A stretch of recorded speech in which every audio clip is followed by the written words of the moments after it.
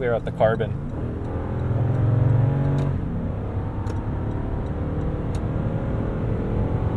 Welcome back, I'm Tedward. Welcome back to my Lexus GX460. You guys haven't seen this car in a while, and it's probably because I just think of this car as transportation for the most part. It's usually bringing me to the cars that we're reviewing. It's a beautiful Sunday morning here in New England autumn. Let's get this thing started up.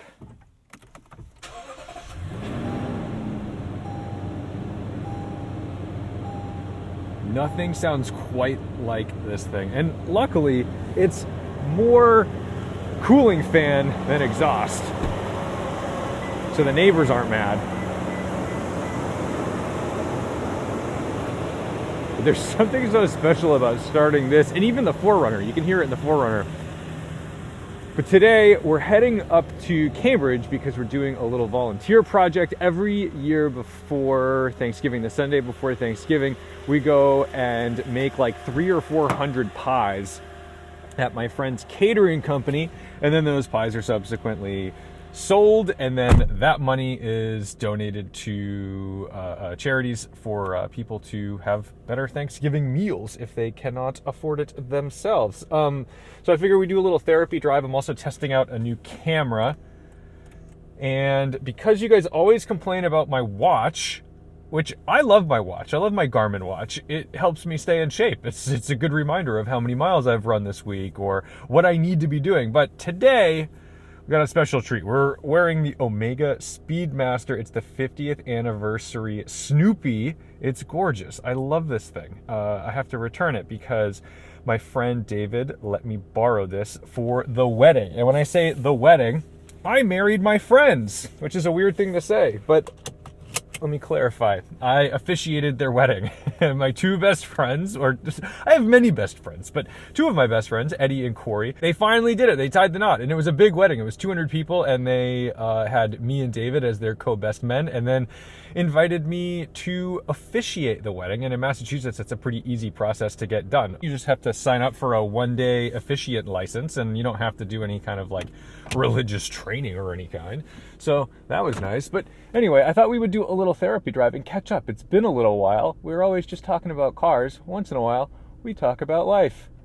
One thing I've learned about being a YouTuber is that you can't do anything right. And that's actually like a good life lesson, is you really can't. There's always going to be a hater. That's not really even the word, because the hater is silly and kind of outdated, but you won't please them. You just won't. And all you can do is try to be decent, do your best, do what you can, and do what maintains your sanity, because we can all go above and beyond. We can all work too hard. We can all try to please everybody, and it will not work. It won't work. It won't work. You've done this in your daily life. You don't need to be a YouTuber or Chapel Roan, who I got that line from. You won't please them because you just won't. If I drive a car, oh, you didn't drive fast enough. What a boring drive. Oh, you drove too fast. What a psycho. You're gonna kill people going 36 and a 30. There's no winning. And when you accept this fact, life becomes a lot easier, because then you can just function. You can just exist. You can just do what you need to do and not worry so much about what these people say. And I still hear them. I mean, I read the comments. I know what's going on. But 95, 99% of the comments are very kind and nice and related or relatable. Whereas then you get people who are just like, I don't get it. You're like, all right, man, it's not for you. That's the beauty of YouTube, or really anything you do, is there's always going to be a group of people that's for you and a group of people that doesn't really get you. And chances are, if you're a normal person, more people don't get you than do get you. If you look at hobbies, like maybe you're like a Dungeons and Dragons person in a small rural town such as this. Well, maybe there's like 4 or 5 kids at your high school that you play with, and that's fine. And then everyone else is like, oh, those nerds. But like, if you've got those 4 or 5 kids who are your buddies, who are your friends, who are the people that do get you, like, what more do you need? Why do you need anyone else on board? So like in my little YouTube world, I've got the people that I need. I've got my collaborators, my friends, like the Topher and Topher Drives.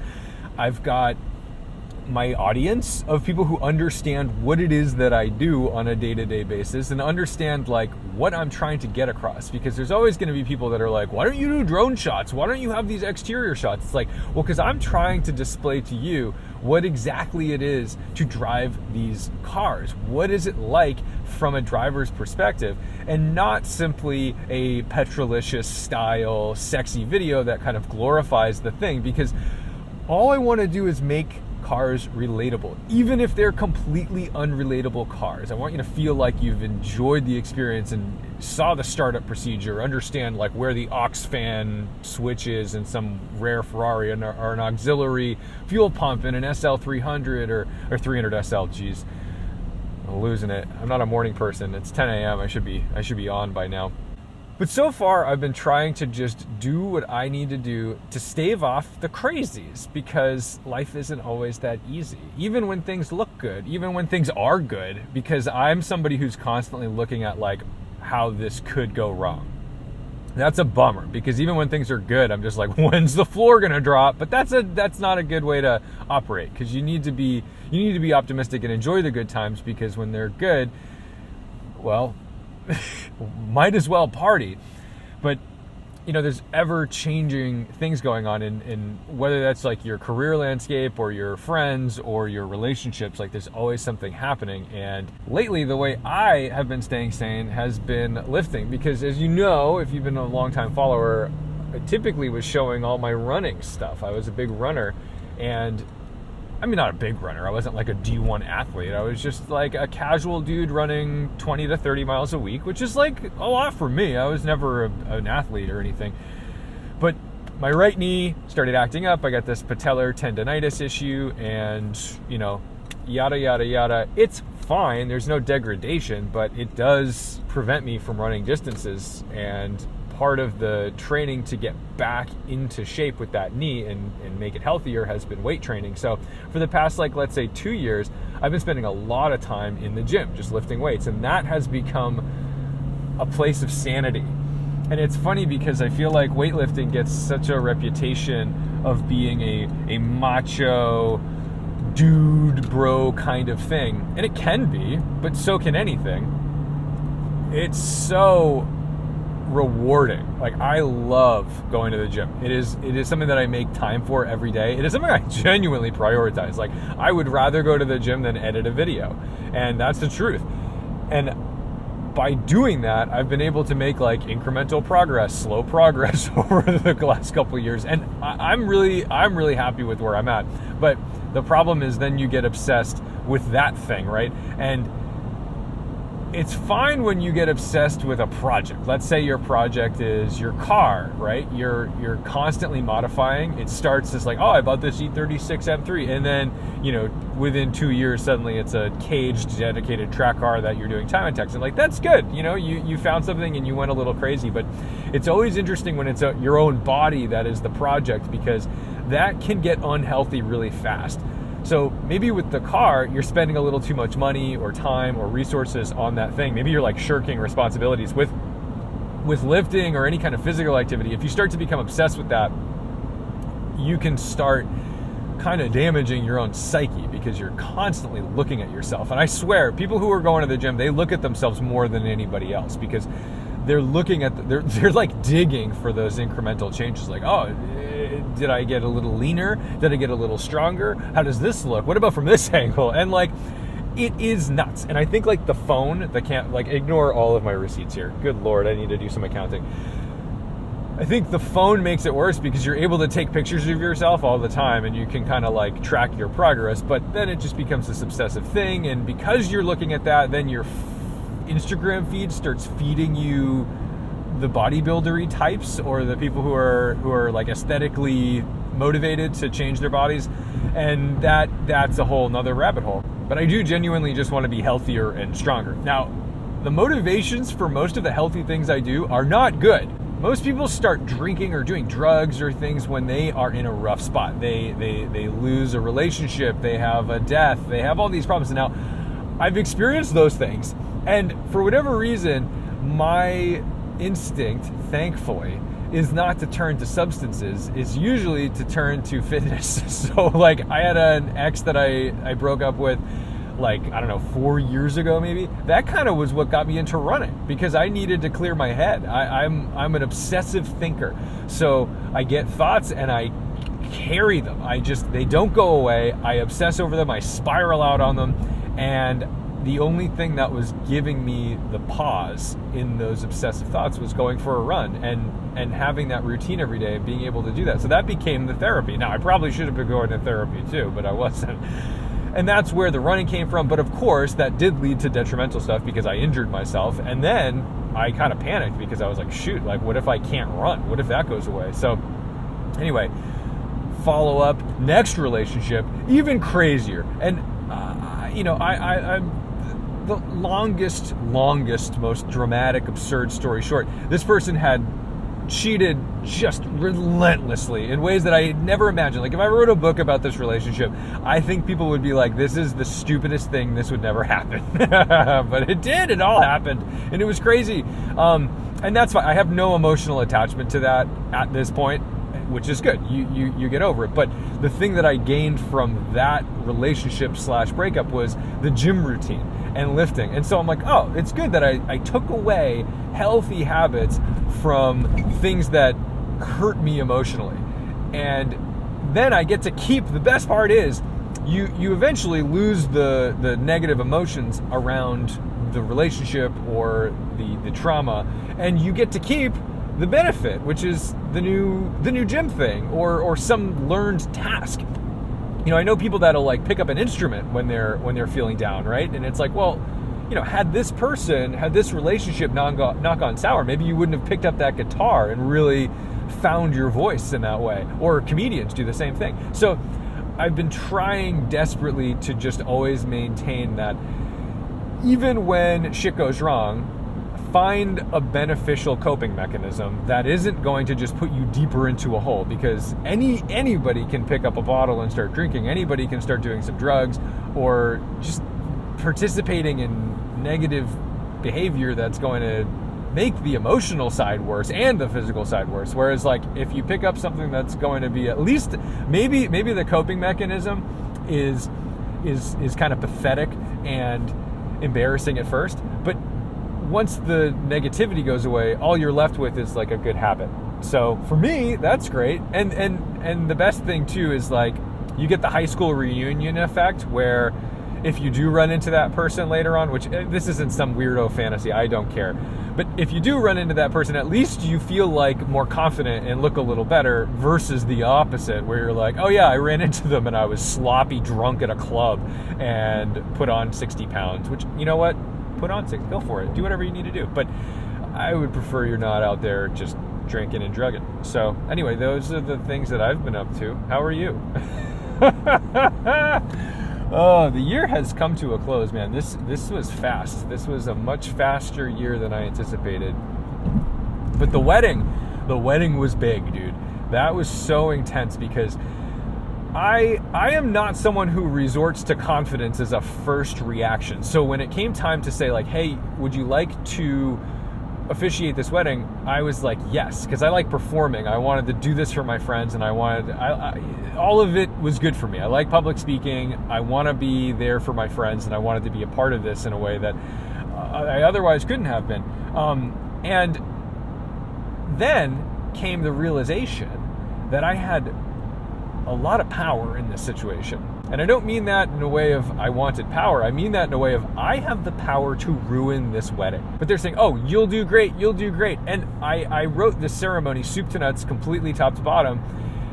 And when you're doing your little rehearsals in the mirror or reading over what you've written, you're just doing it to yourself. You're just hoping that the audience, the crowd, and your subjects, your bride and groom, are in on it and they appreciate it. And if you make a cheeky little joke, like, they're gonna get it. They're gonna want this in their wedding. Whereas, what if they don't? What if the thing that you thought was super funny, which happens a lot, I think a lot of things are funny that other people don't really think are funny. What if they hate it? And what if the family is like insulted and horrified by what you've just said in front of them at this thing that they've paid for, by the way? It's not my wedding. Sorry for spitting on my own dashboard. It's my dashboard, but you had to watch it. what if they don't like this? I didn't pay for this wedding. I'm just there trying to like do my best. And so like that was the intrusive thoughts around the ceremony and hoping I wasn't going to ruin something really special for my friends. Thankfully, it went so well, like literally 10 times better than I could have ever imagined. I did my best to not like read off of anything, but I used this book, this leather-bound notebook that Bridgestone gave me. So I read from the book of Bridgestone, they're car people, and I had some little car quips in there, and dude, it just went so well, and everybody was wonderful, and I felt really proud because I got to give my friends a wedding ceremony that kind of no one else could have done for them, because if they had hired a justice of the peace or somebody a little more peripheral or more traditional, I just genuinely don't think that it would have been what they properly wanted. And it gave me the confidence to say, you know what, you can do this. Like, you've got this. And that's good, because I have another wedding coming up, because Rick and Barb, or Chris and Emily, you guys know them. They're some of my Michigan friends. I'm officiating their wedding next year. And I was going to blow up their spot and tell you where they're getting married, but I don't know if they've announced that yet. And I don't know if they want to be announcing that. But either way, I'm officiating their wedding, and now I'm like, okay, I know what I'm doing. I know how to do this. And I'm really excited. So it's going to be a blast. I'm pretty sure the Topher is their best man. So it's just a whole POV. Maybe we should all film it. We get 3 angles. You get the groom, the best man, and the officiant. That would be something. Dude, like, you could have put that blinker on so much earlier. It would have let you go. Can't wait till this is done.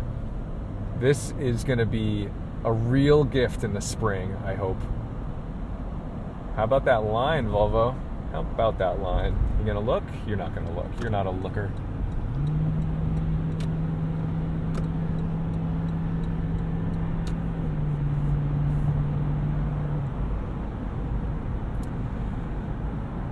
Okay, almost forgot. The E92. The E92 is dead. The E92 died.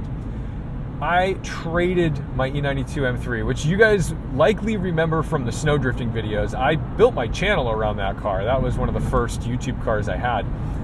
And I sold it, or I traded it, when I bought the Civic Si, knowing full well that I would then trade the Si for the Type R. So it was just kind of an easy way out of that car, because it had 100,000 miles. It was long in the tooth. What is with me? I keep spitting. Gross. I'm so sorry.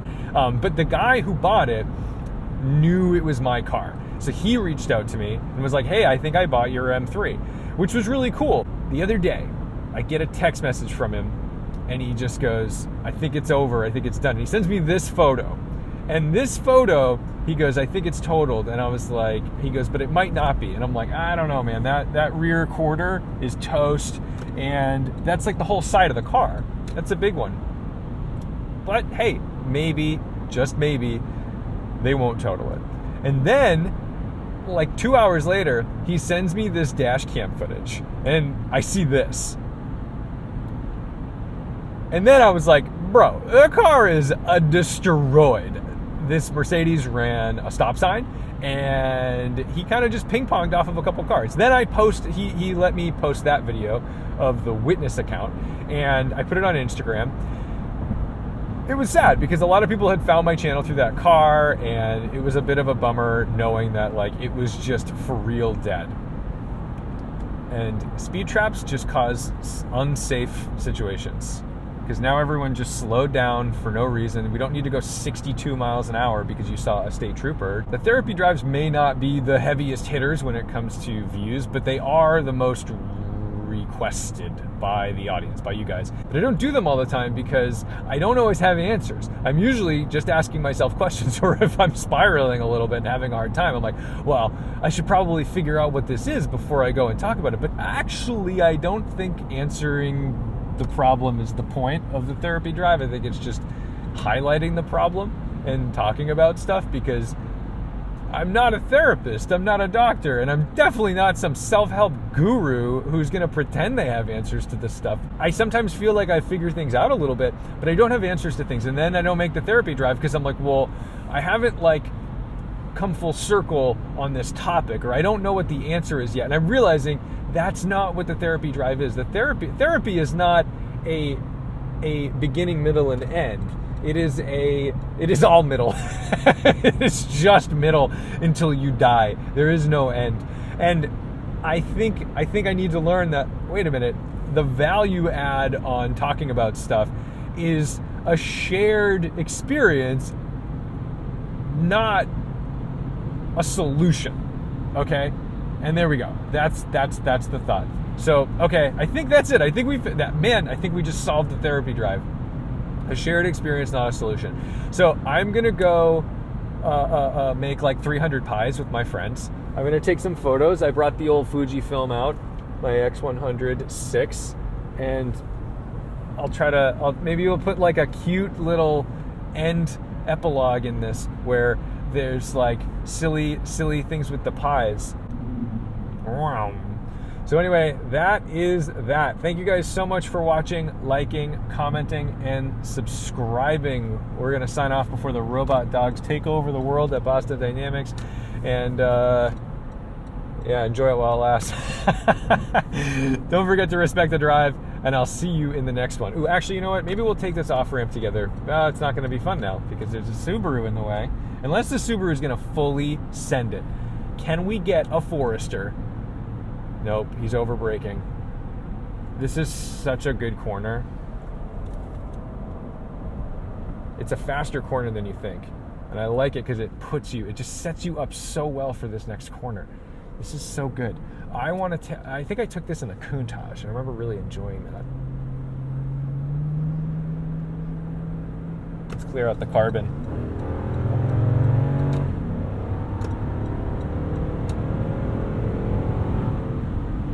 I never do that in this car. I never do that. I drive this car like such a grandma all the time. Why? It's got a sick V8. Okay, we're done. Bye.